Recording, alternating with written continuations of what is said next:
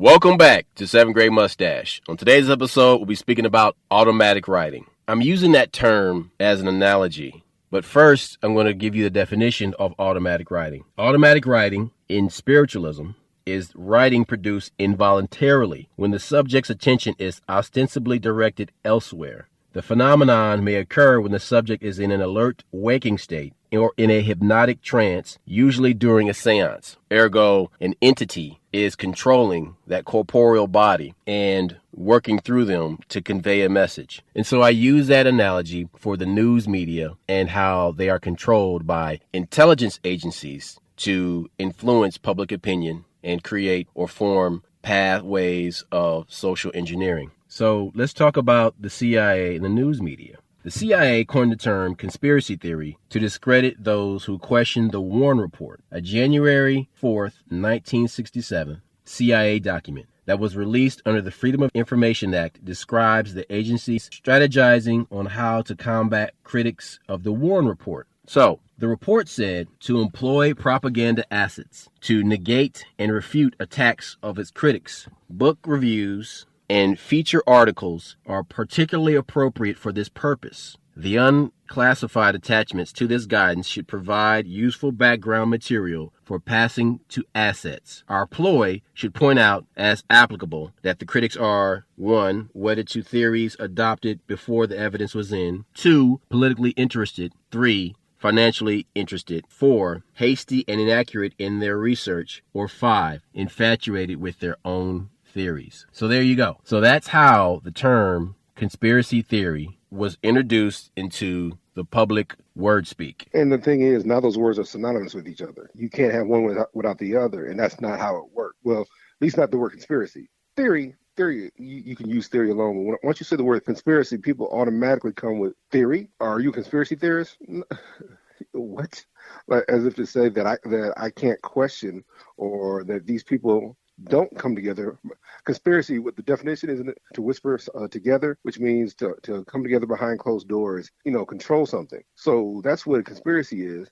And when you look around and you see the CIA and what they've done in the past, they do conspiracies all the time. FBI used to do conspiracies all the time. More so now, I think it's actually being used the way it's supposed to be used. But back in the day, we know about J. Edgar Hoover. We know about him not wanting a black messiah. That's a conspiracy. Do not put the word theory with that. That is a conspiracy that's been proven. As for social engineering, that goes back many years. And what the problem is, these controllers have had a lot of practice over the years of how to control people, how to control response, how to make money, colonialism. Hell, it sounds crazy the way the Catholic Church did things, and you're like, okay, that's a conspiracy theory. Then you give examples, and you realize, like, oh, damn, they've been doing this shit since the 1600s, 1500s. Crazy. Conspiracy is not a theory. So check it out. This same propaganda playbook that media outlets, including the Daily Beast, Daily Chaos, and Rolling Stone, applied during the COVID-19 crisis to marginalize, gaslight, discredit, and vilify dissenters. Now, let's talk about Operation Mockingbird. Operation Mockingbird, it begins in 1941. The year after its founding, the CIA created a top-secret program, Operation Mockingbird, to wield influence over the American media. From its beginning, this clandestine project was yet another of the CIA's outlaw enterprises. The 1948 Smith-Mundt Act has illegalized the use of CIA funding to broadcast propaganda to Americans. When a congressional investigation in the mid-1970s first revealed Operation Mockingbird's existence, shocked Americans learned that the agency's key CIA collaborators included the Washington Post owner Philip Graham, CBS owner William Paley, Time Life publisher Henry Luce, top editors at New York Times, and Joseph Alsop, whose influential column appeared in more than 300 newspapers. In his 2019 best-selling book, Prostitutes, Embedded in the Pay of the CIA, Udo Aufkult, a former editor for Germany's national daily newspaper, Frankfurter Allgemeine Zeitung, FAZ. He reveals how the CIA and German Federal Intelligence Agency, BND, continue to use pervasive infiltration of the global media to spread propaganda to shape public opinion. During that investigation, what they found out was the CIA, since they couldn't, because they passed that law, they couldn't put it directly in the newspaper, they would put stories in foreign media, and then the American media would pick it up. So what they would do is like, okay, like he's telling you, we have connections to foreign newspapers, like a newspaper in Germany. So they would run these articles, and then the German newspaper would run the article, and then it would get picked up by American a news agency. And so that's how they realized, like, okay, since we can't do it directly, we can do it indirectly. And they would run these stories in other newspapers in other countries, and then okay, eventually we'll get picked up by America, and they would get the same results as in social engineering. So, yeah, well, it's not our fault that somebody picked up the story. So that's how the CIA would try to wash their hands of the situation. Ulf Kolte recounted that BND and CIA recruited him while he was at the university and placed him at FAZ. An idealistic young man, he was thrilled to work for his country's intelligence agency. He later said, however, looking back, I was corrupt. I was manipulative and dealt in disinformation. What he said, even though he says he recanted, if you pay attention, that is the CIA playbook to get you in college. I work with two guys that even told me they were approached by the CIA in college. One was in California. I forget what the other one went to school at. And he said, yeah, he said they talk to you. They'll find you. But that was back in the, of course, that was in the 60s. And that was the CIA's heyday where literally they would just recruit people. But that's how it goes. And that's a serious thing. I don't know how they do it now. But, when you're in college, you're much more impressionable. That's unfortunately, that's the case. And so, they would find guys. Well, we know what the FBI did with the Black Panthers with Richard Aoki. They found him in that Berkeley area, Asian kid, and they took advantage of it. Check it out. CIA and BND handlers instructed Ulf Kolte what stories to write, supplying him with information that he accepted without fact-checking.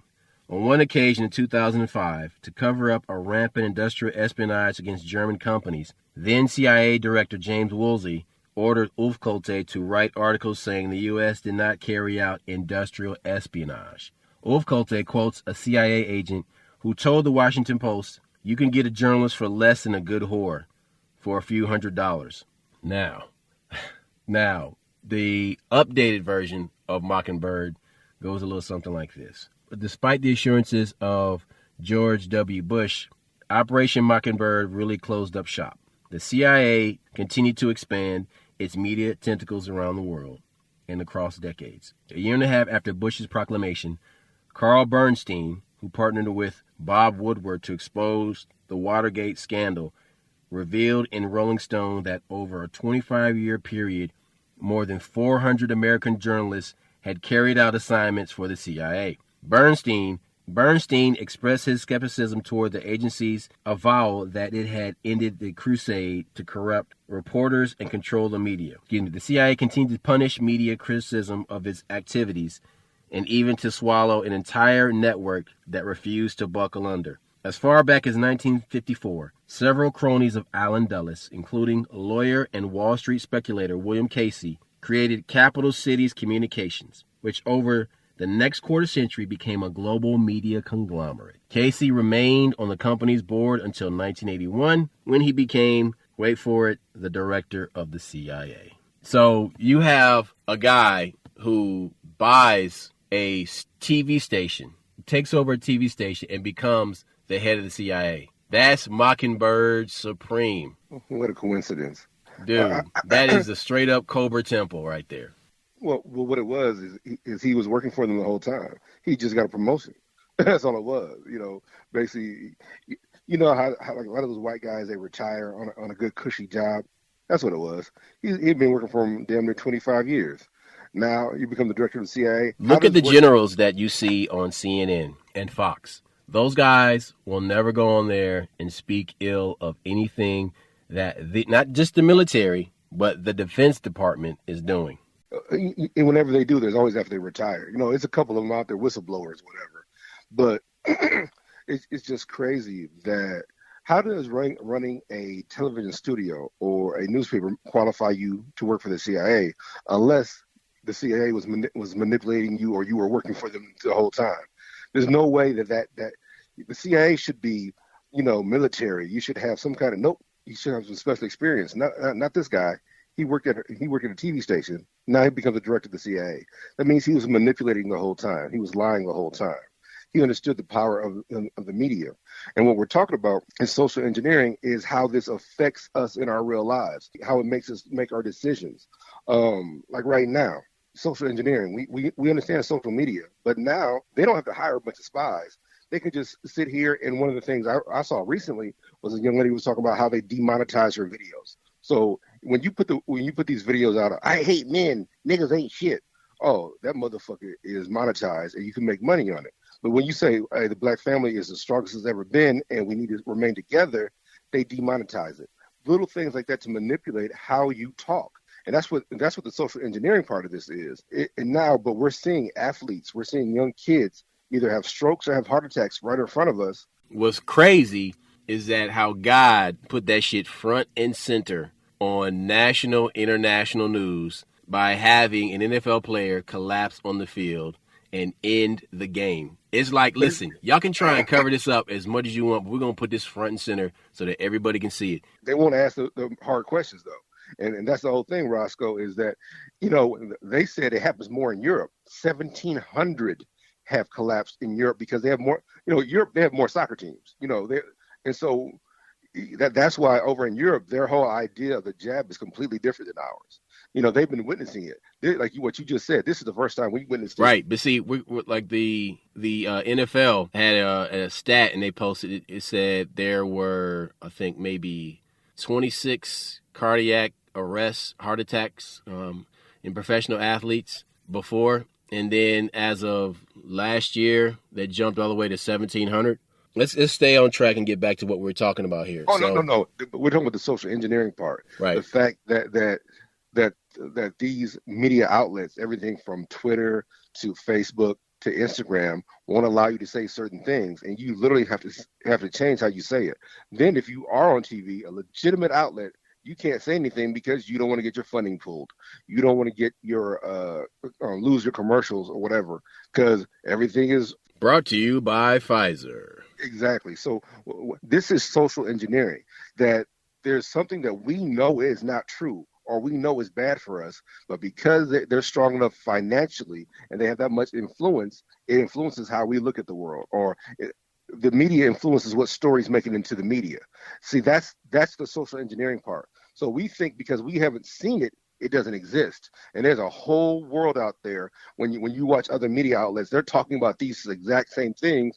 Like, but because they won't run the story over here in America, we think that is not true. Then you read these other media outlets, you're like, oh shit, this happened 19 times.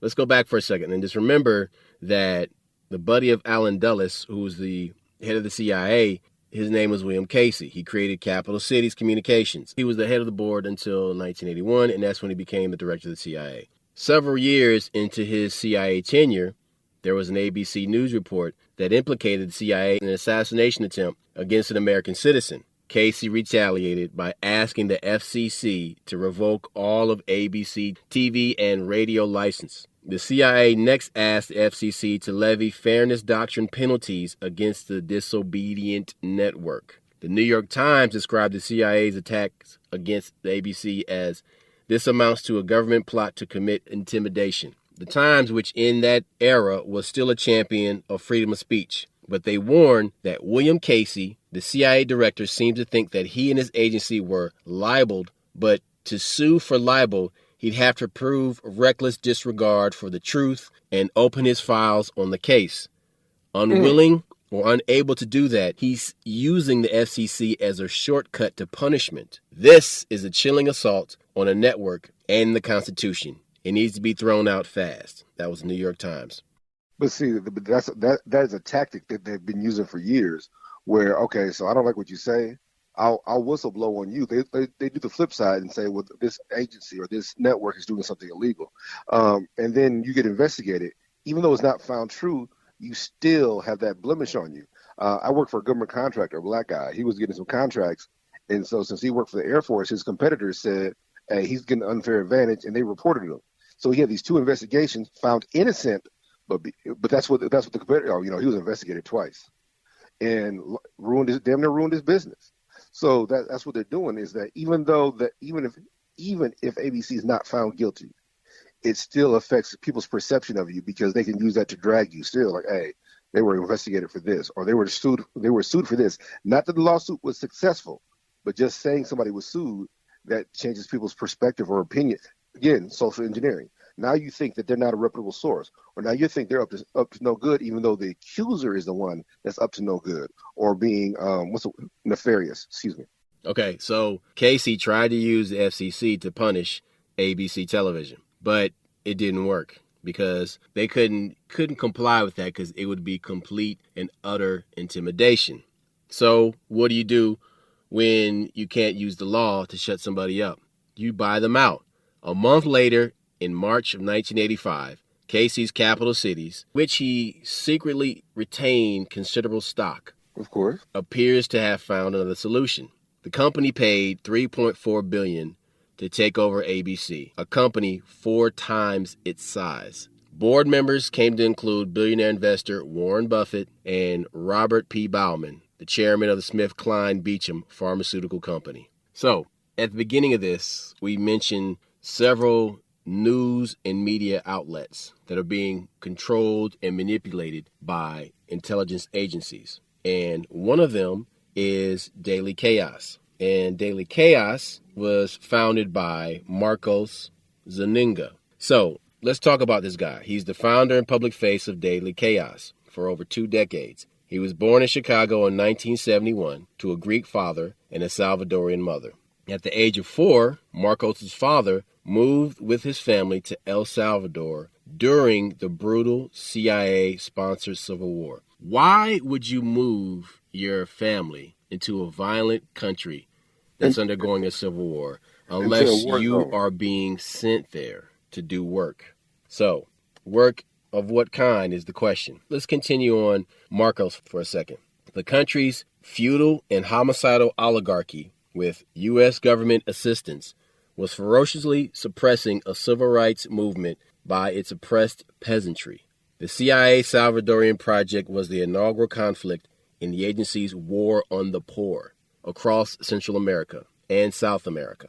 CIA-controlled death squads and U.S.-trained Salvadorian military battalions devastated some 90,000 peasants, intellectuals, Catholic priests, nuns, students, and labor leaders to fortify the positions of feudal oligarchs allied with U.S. multinational corporations. That's fascism, people. When United States Senator Chris Dodd, a contemporary critic of the CIA's murderous role in El Salvador, dismissed the Salvadorian government's self-serving claims that it was battling communists. Only a tiny fraction of the murdered poor were communists, Dodd said.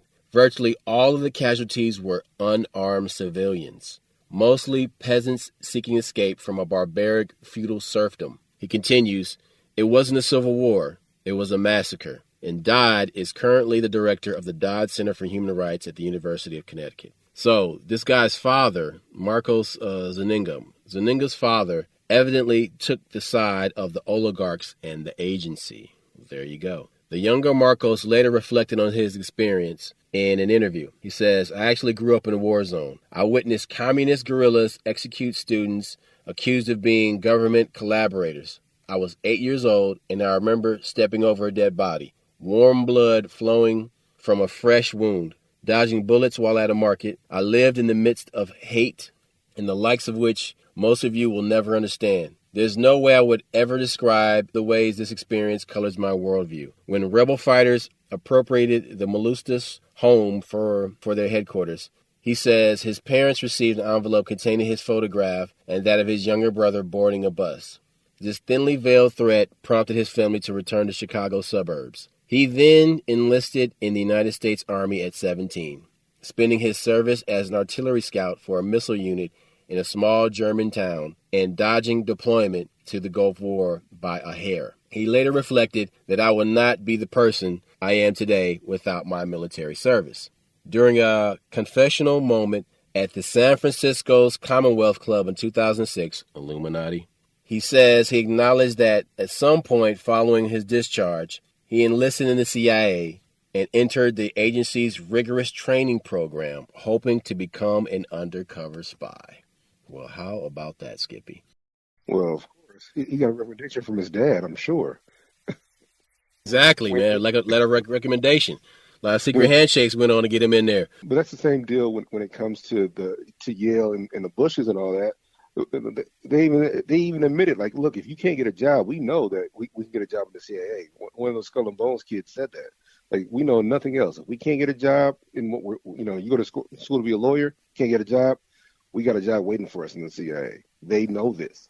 Check this out. So in the mid 2000s, I'll be driving around the city and I'll be listening to this college radio station, 88.5. This station has now been bought out by NPR. This station was the lifeblood of underground music in the Southeast. They played so much new breaking music, right, for decades and shit. Dude, I got turned on to so much good music listening to 88.5. 88.5 is still on in the nighttime, but don't nobody listen to that shit no more. It's just not, it's not the same, because like from 6 a.m. to fucking 7 p.m. is fucking NPR, and nobody gives a shit. The fucked up part is NPR has 2 stations now. They already had that one, and now they have this one. I'm like, why do you need 2? Oh, you want to shut these people up. You're social engineering. I got it. One thing I used to listen to on that station was the Commonwealth Club. So I might be on my lunch break or something somewhere, and I'd get in my car, and I'd turn on the radio, and it'll be the Commonwealth Club, and it'll be all these people talking about the war in Iraq and all this stuff and shit, and that's why I would listen to it, right?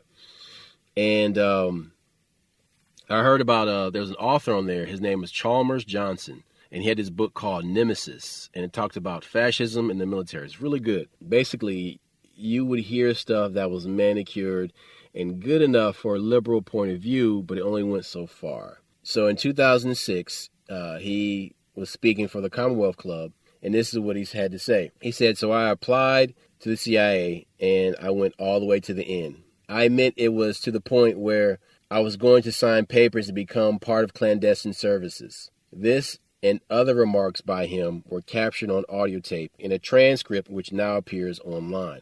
Like many journalists who began their careers working with the CIA, Marcos claims to have left the agency before turning to journalism. Anderson Cooper makes the same claim, and he is also a Vanderbilt, secret society family. It's nearly always impossible to ascertain the truth, he says, but the story has some internal inconsistencies. He then contends that he abandoned the CIA, his CIA dreams, because the job would have required him to live, at least briefly, in Washington, D.C., an area that he has always detested.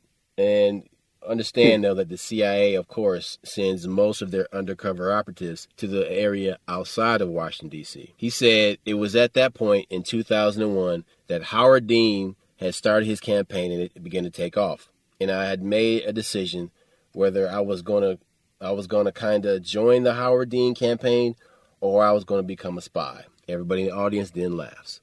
At some point, prior to the Dean campaign, he suddenly metamorphosed from a right-wing conservative Republican to a straight-ticket Democrat. He then says it was going to be a tough decision at first, but then the CIA insisted that if I joined, they want me to do the first duty assignment in Washington, D.C., and I hate Washington, D.C. There's an obvious flaw in his story, though. Had Dean won, he would, of course, had ended up back in his despised Washington, D.C. Before Dean's political nosedive in early 2004, Marcos moved west to Silicon Valley at a time when the CIA was storming the internet. There, as project manager in a web development startup, he met and married Elisa Batista, a reporter for Wired magazine.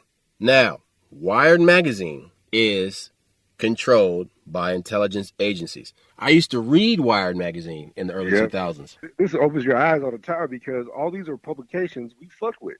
Yeah. You know what I'm saying?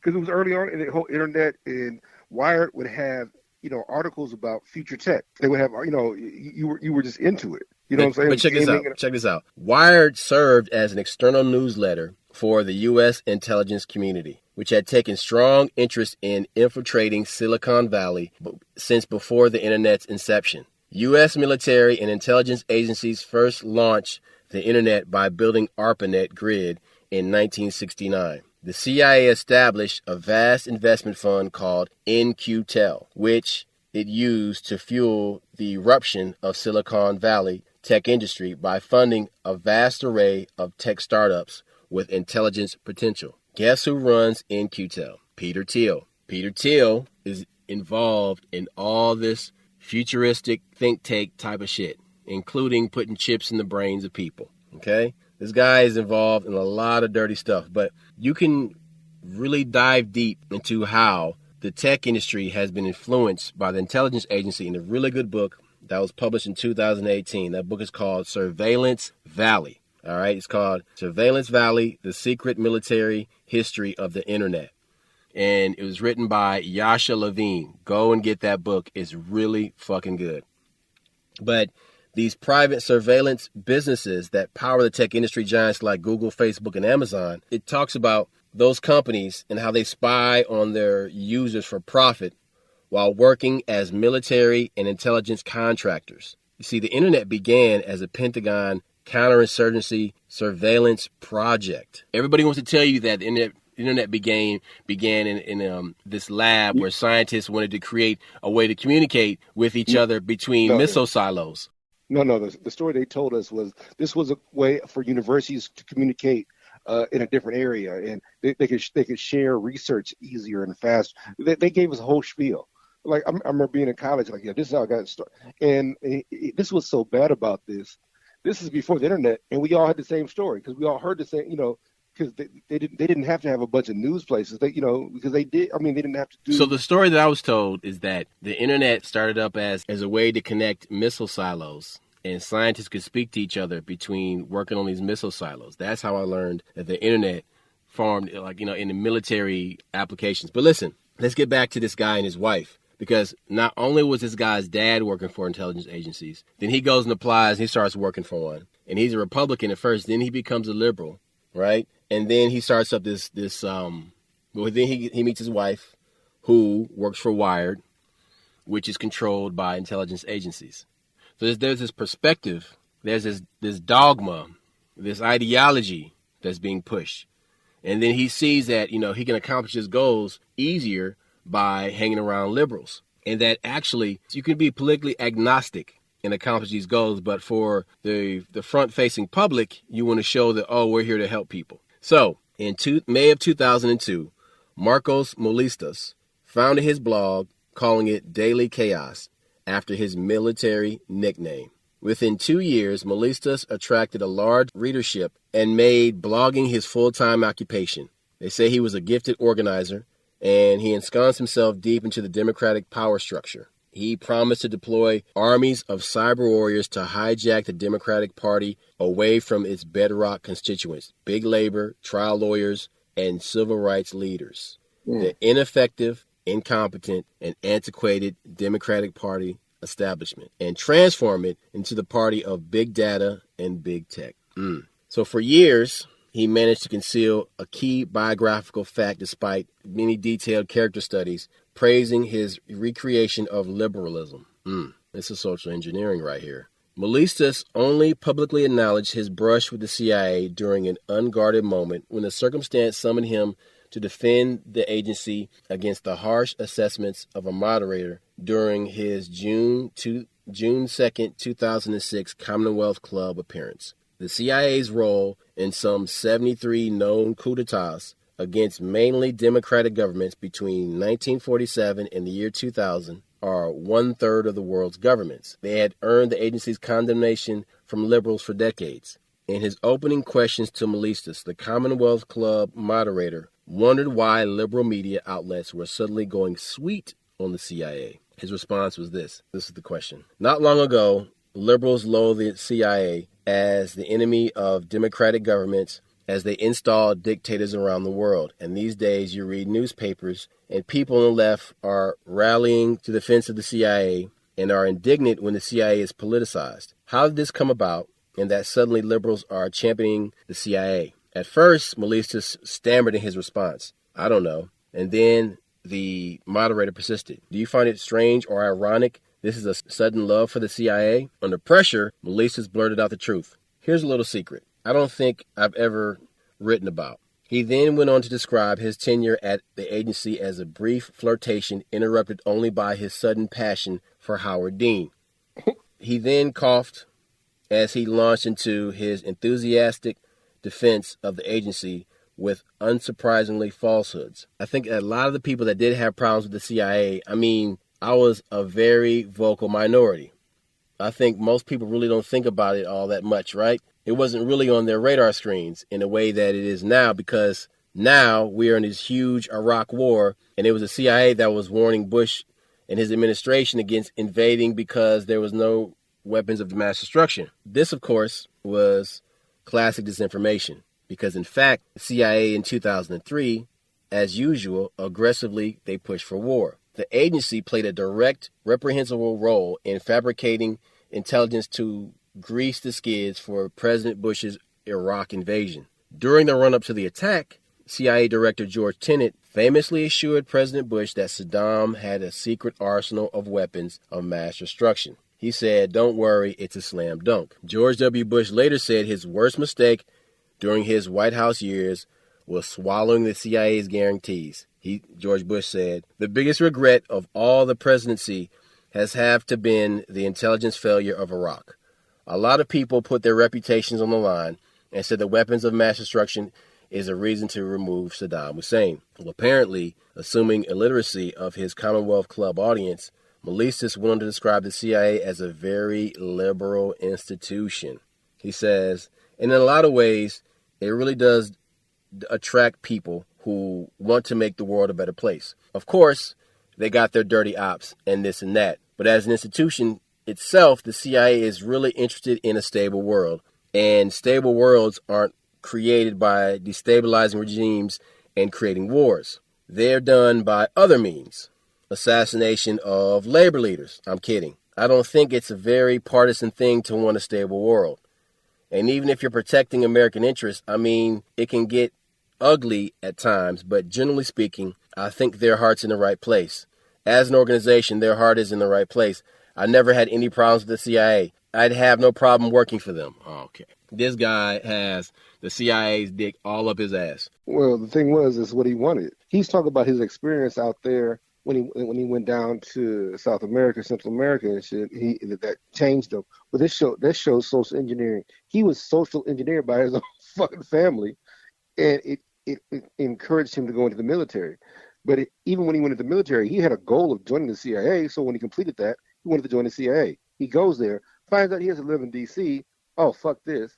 So obviously he had plenty of time. He had ties to the CIA to begin with, and now he's using his influence in his regular job. And so this is what's crazy. We don't know this, and he's telling you, "Oh, the CIA is a very liberal."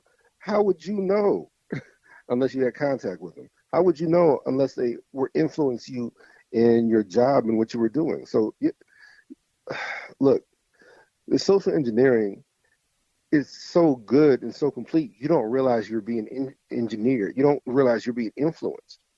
And so this guy just happens to put you on a road so you can see that, hey, this motherfucker's full of shit. And, the Daily Chaos is this reputable newspaper / periodical, and they're influenced by the CIA. Dude, this makes me think of that movie Dark City. You ever seen the movie Dark City? Nope. Yes, you have. Okay, I'll give you a recap. So basically, this movie Dark City is about this guy who has this very narrow view of life, and he has this fixation with going to the beach, and he lives in this world where all he can remember is the nighttime. He can't remember the daytime, and he only comes out at night. And whenever he's walking around the city, he doesn't go down certain streets. Come to find out that he is on this flat earth dome that is floating in space, and he's not even on Earth. And his entire life is an experiment. You got to watch this movie, dude. That's fucked up. Dude, you got to watch this fucking movie. And like these vampire-looking guys, these little ghouls, are the ones that create all the imagery and the ideology and everything he thinks of. And like, dude, it's a trip. Watch Dark City. Like, go buy that shit and put it in your collection. You need that fucking movie. It's that fucking good. It is a trip. Dark City came out, I think, it came out right before The Matrix, I think, like 98. But it's real good. It's so fucking good. The reason why I brought up Dark City, because now that we sat here and we talked about how the news for over 80 years has been controlling what people hear on the radio, on the television, and what they read in newsprint and in books. You have to understand that we are in a dark city scenario where all that we see outside of our personal lives has been guided. We have been shepherded like lambs, been controlled like livestock, because that's how these people see us, because we allow them to do this to us. And any type of pushback is infiltrated, and they get to the heads and controllers or the most vocal people inside these movements. They give them jobs. They give them jobs and they give them money. What happens when you give people money? Once you give people about $100,000 or more, right around $100,000, people don't have to worry about food anymore. They're not hungry anymore. You don't have to worry about paying your bills anymore. You don't have to worry about, where your next. Hold on, wait. Let me finish this. You don't have to worry about. You're not a hungry person anymore, and I mean hungry ideologically, in a ambition sense, in a political sense. You're not hungry anymore, and then so it's easier to control a person like that because all of your needs have been attended to. The deep thing you said very early on when the guy said it's cheaper to buy a Judas than it is to buy a prostitute. He's saying a couple $100 will get you a Judas. What he's telling you is we said a journalist. No, you said Judas. No, I said journalist. Either way, but it's funny you said Judas though because it's the same thing. The trader. Yeah, and so what he's telling you is that these people are all ambitious and great, but what I would pay for a whore, I can buy me a journalist, and that's so crucial because the journalism, the news media is how we get the information on who to vote for, how we get the information of how to make our decisions, how to run this country. So this country without the First Amendment, freedom of press, you wouldn't know who to vote for. You wouldn't know who's doing what. You wouldn't know these things. And now that these intelligence agencies are manipulating them, then we can't make dude. Informed decisions. Another place where you get this vibe, this sheeple cattle vibe, is if you go to a casino. If you go to a casino and study everything in a casino, that is pure social engineering. Be still for a second when you go into a casino and just observe everything. The music is loud. There's so much noise going on around you. There's flashing lights. The carpet, when you look down, is designed to put your mind into this sedentary but still alert type of state. Look, the best part of the casino, you can't find the exit. So it's designed, so you go in there with $500. Say, I'm only going to spend $200. But I get up and I'm trying to find the exit. You can't find the exit, so I might as well keep playing. Well, it's funny because, ask somebody where the restroom is, right? Exactly. If you look up, you will not see signs that say restroom. You have to walk and find your way to a restroom, and then when you get to the restroom, there's this alcove you have to go into. It's kind of cut in. It doesn't say restroom bang right there. It doesn't, because there's so much shit in your way to distract you. You don't got to take a piss. Just hold it in. Play this game right here first. It's so much stimulus. So you're overstimulated. But this is by design. This is pure social engineering. It's to get you in there, start you playing, and play till you're completely broke. Play till you have to borrow more money. It's more convenient for me to stay here than actually leave this place because I'm already here. I might as well stay for hours.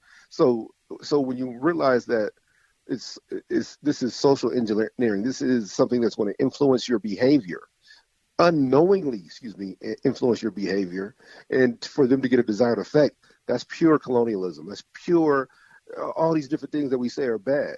But hey, casino makes a lot of money. We go there, and just the chance, the idea of you winning money they sold you a dream before you even walked in. So that shit is potent.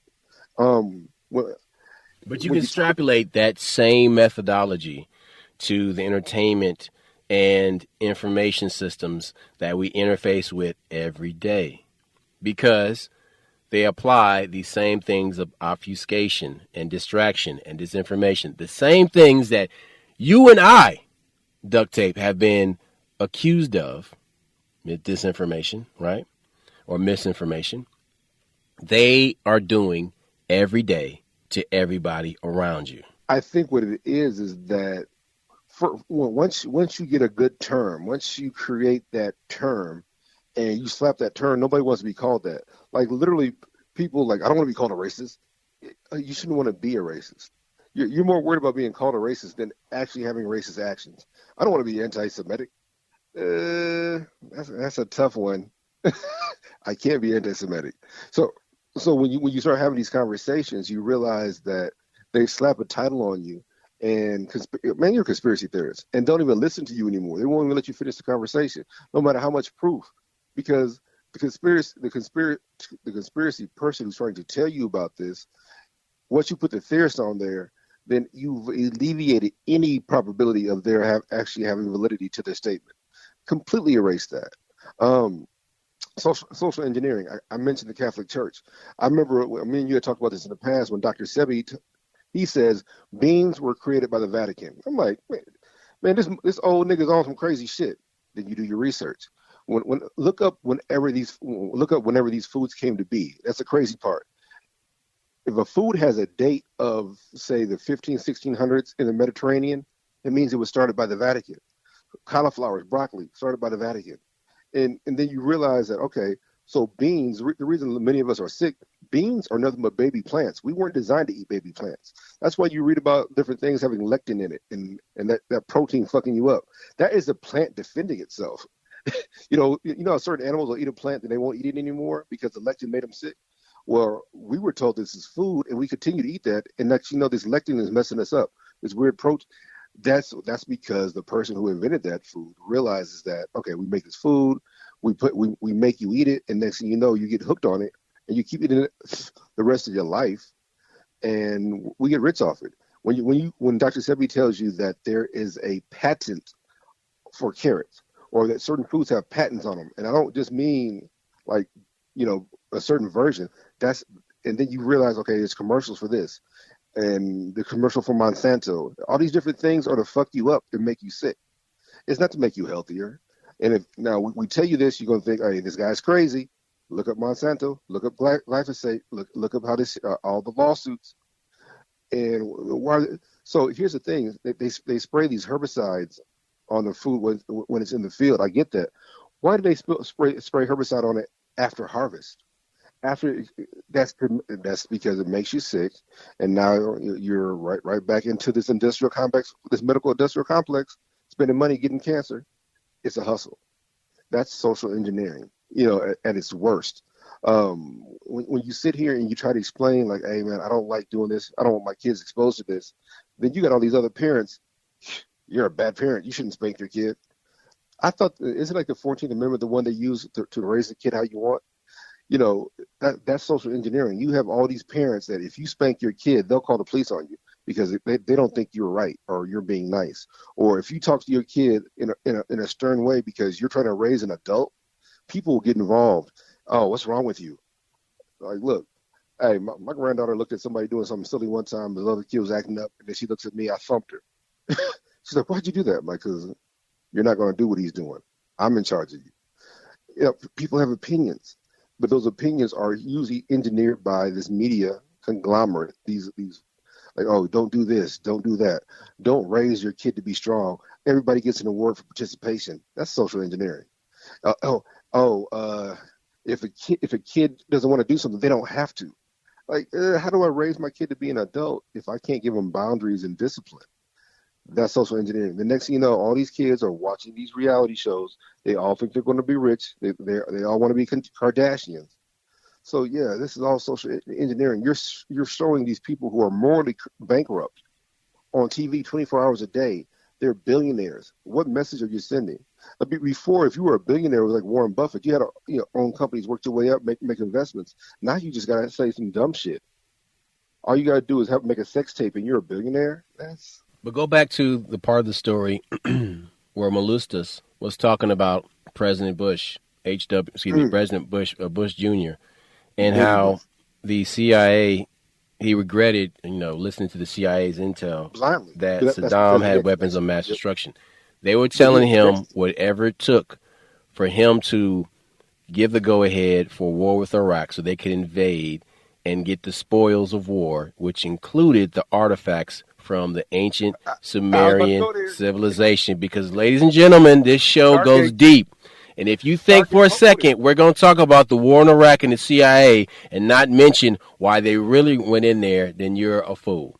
Because you need to understand that why they went in there, they needed fallen angel technology.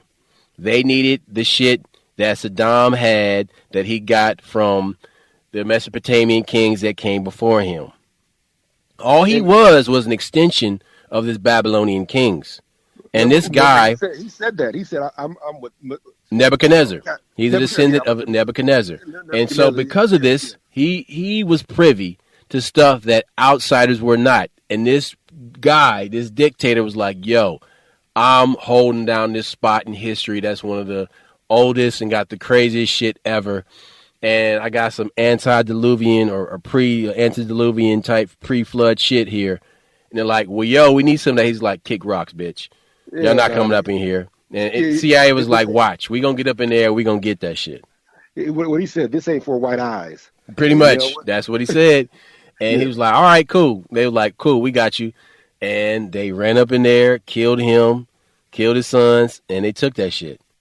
Remember, Uday was the one that was raping girls and feeding them to the dogs and shit. He had rape rooms. But check this out, man. The thing about all this was crazy is that we were not hearing about any of this fallen angel technology, about these giants on this scale until after the war in Iraq. Years after the war in Iraq. And the weapons of mass destruction. Remember, Saddam was asking the other son about the beach ball. Beach ball was supposed to be. So they did not have nuclear capabilities. They weren't close. I guess they were close. And don't forget, remember our homeboy gave us heads up. Gaddafi gave us a heads up and gave us the plans for.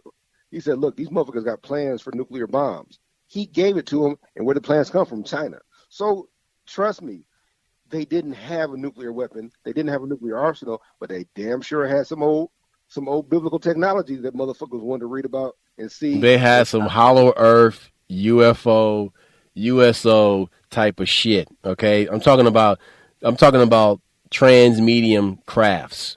They had that kind of shit. They had Vimanas. Remember we went over there, Iraqi freedom, and we went back. We went back to for the other shit, for the oil and Afghanistan. Look, why do we keep going back over there? Because we didn't find what we were looking for, or just the opposite. You find or they want more.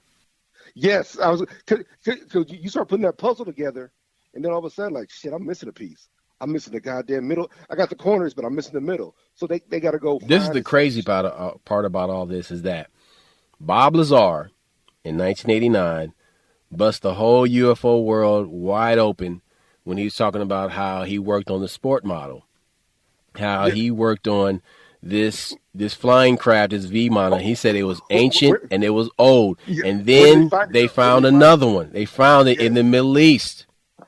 So they had two. They found one like in Central America, like where they wasn't supposed to find one. So they had three. They had the wreckages from Roswell, whatever, but the other ones were ancient. The other two were ancient, and he called it the sport model. He's letting you know that, hey, this shit came from an ancient society. This is not some shit. This is some shit we dug up that still can be used. It's crazy. It's crazy because it uses a power source that is unlike any that is in existence today. Look, remember that movie, My Science Project, where they went back in time? Well, no. They opened up a portal and all that shit came through, and they said, this is an engine. That movie has Dennis Hopper in it. It's one of these movies from the 80s that were awesome movies from the 80s that don't get enough credit. So they find this engine, and when they hook it up, you got people come from all different times. It was an engine to a flying saucer that gave them the ability to go either back forward in time or... Which movie got all the play, though, at that time? Real Genius. Real Genius. But see, the crazy part about it is because the science in that science fiction movie was much more safe. It was about a fucking space laser that could fucking shine down to a house and pop popcorn to play a prank on somebody. That's way more safe than an alternate propulsion device that can open that can open rifts in time. There were three. Remember, there were like three science movies that you had. Short Circuit, which was about a robot coming to life. AI. AI. You knew where I was going. And then you got My Science Project, which is about weapons, dimensions or time travel. And last but not least, then you have Real Genius, which, like you said, is about weapons. Real Genius was about weapons, and then My Science Project was about technology.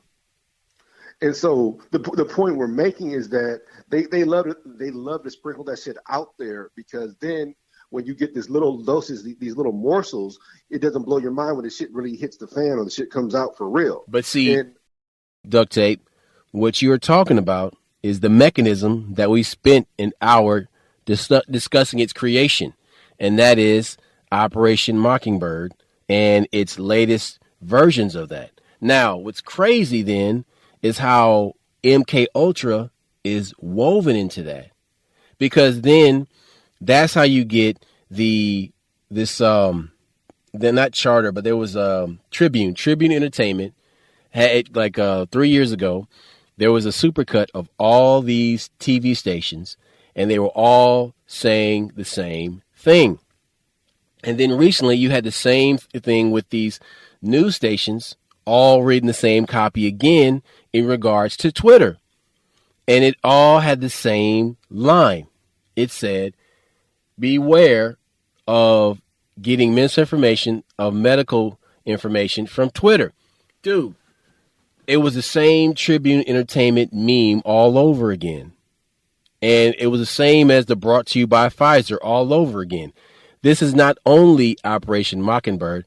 This is Operation Mockingbird with MK Ultra. So when we bring concepts to you people, you got to understand, these are just martial art forms. You understand? And in this dojo, we practice Jeet Kune Do.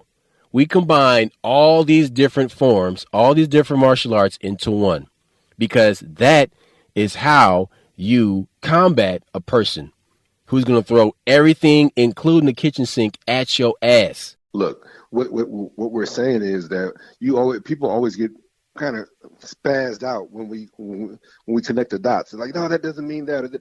Look, they are influencing your behavior for a goal that they want, and they're using different tools that were created at different points in time.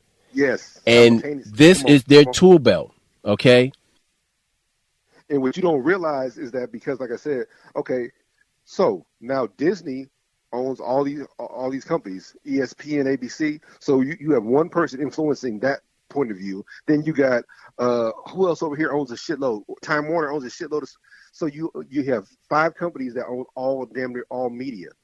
And that was the point my brother was making earlier when this guy bought ABC. A much smaller company got financed to buy a much bigger company because he couldn't influence it. He sat there and said, "Hey, he couldn't shut them up." Yes, he couldn't. They were being a real journalism company. They were really putting out the dope. So you could have the facts and know the CIA is fucking with people. So he tries to shut them down. He can't shut them down. He buys them. So like when we tell you don't sell out, it's not what you think, because sometimes a sellout is not some white guy approaching a black guy to influence his people. Sometimes a sellout is somebody buying that black company that's putting the truth out there. And when BET first came out, it wasn't this fucking evil. It was a straight dope. Yes, it's where you found hip hop. It's where you found black movies, where you found black culture. Then short time later, Bob Johnson sells it. But by that time, Bob had already corrupted it, but sells it. So now you're sitting there, and these people who bought it for $2 or $3 billion are using it to destroy black culture and destroy black people. BET is the worst thing for us. BET became corrupt around 93, 94. Like right around that time is like right when like they start to become. That's like watching a vampire turn, and like that was the end. They were competing with MTV. But they didn't have to, which is crazy. No. Is like they didn't have to, because they came to us for the shit the same way they came to us for the music and the styles and the dressing. Listen to what he's saying. What he's telling you is we weren't competing with MTV, but MTV was mad that we were beating them. So Viacom bought BET because of it. They're like, and so basically what happened is, because we couldn't shut these Negroes up, what we'll do is we'll take something from the KC playbook, And like the same way capital cities bought ABC will buy BET. Well, the only difference is MTV was much bigger, but their VJ shows had all this money. They were spending like $1 million a show, and BET was spending $32,000 a show, killing them. Remember, AJ and Free, people love them, and so next thing you know, Viacom buys them, and instead of them growing it, they break them up. And what's crazy then is like all of a sudden all these black shows go away. There's no more 106 in Park. That shit goes away. You know what I'm saying? Rap City, gone. You know what I'm saying? Video Vibrations, gone. You know what I mean? There was a jazz channel. There was a jazz. Yes. Jazz, yeah. Gone. So now you can find it on these upper networks. But the point we're making is the show that they bought it for, you thought they were going to grow the show. They didn't. Next you know, Free is gone. You know, because she at the time they didn't like lesbians back then. So she was a lesbian. They got rid of her. AJ, next, you know, you see him on Entertainment Tonight. You're seeing him on other Viacom shows. So what was the point in doing that? You bought it just to wreck it. And look, so you need to understand that is social engineering. Now that's altered your opinion of black networks. That literally makes you think that the black network was the cheaper version of MTV. When we were there. We were there for different reasons, for a different audience. We weren't trying to compete with somebody. We were there for our own people. That's social engineering, where your opinions are being altered of how you see this thing or how you feel about this. And that's what we're trying to warn you about, is that social engineering is very subtle. In fact, when you read the newspaper and you read about the Capital Media buying ABC, you think it's just a hostile takeover. Or you think, oh, that's just interesting. You know, you think maybe I could make some money in the stock market. How do I get? Instead of you realizing that was the death of perfect journalism. That's the death of the First Amendment right there. That is an intelligence agency altering how this shit goes down and changing our opinion and getting more influence than they had before. So yeah, this shit. Look. You got to understand the social engineering, because right now the biggest thing going is social media. And I just told you that literally they won't let you say certain words. You got to speak in code now.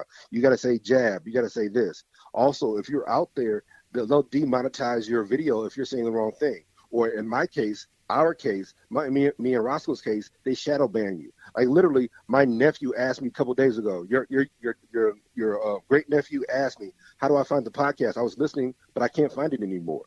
That's because he was typing in the name and it doesn't work. That is social engineering. What's even crazy is that he could even subscribe to it, which he did subscribe to it, and it doesn't show up in his feed. Yeah, it doesn't pop up. He doesn't get notifications. We're telling you. Which it blows my mind because, and you know, I'm just going to put this shit out there.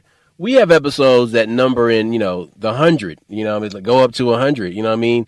That's a lot. I'm talking about views, you know what I mean? Yeah. And that sounds laughable, but you got to understand that this show has no video component. We're just audio. We're one of the few shows out there that are audio only, and that's for a reason. And, you know, I'm like, okay, people don't listen to this show because it's audio only. Nah, that's only a part of the reason. The big reason is that we came up on their radar, speaking a certain way, and like, shut these niggas down. We don't want these motherfuckers talking. We're not gonna give these motherfuckers a platform. We're not gonna give them an audience. We're gonna be silence, Negroes. You know what I mean? And they hide us from you.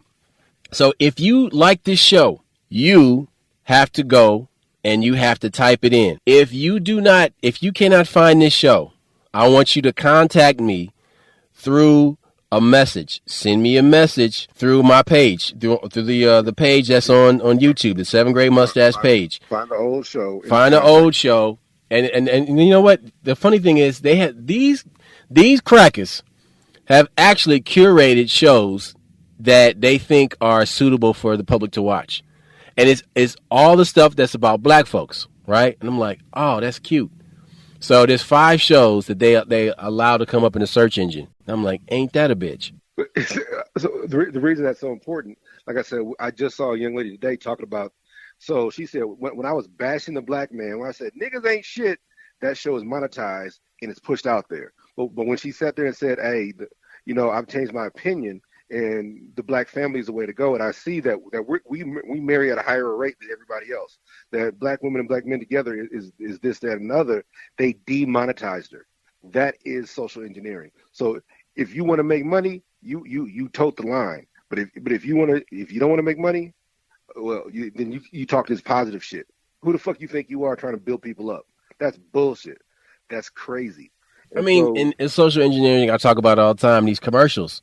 And you always see this light-skinned black woman with curly hair with a white guy. And it's like, listen, she's already mixed. Let's wash all the nigger out of her.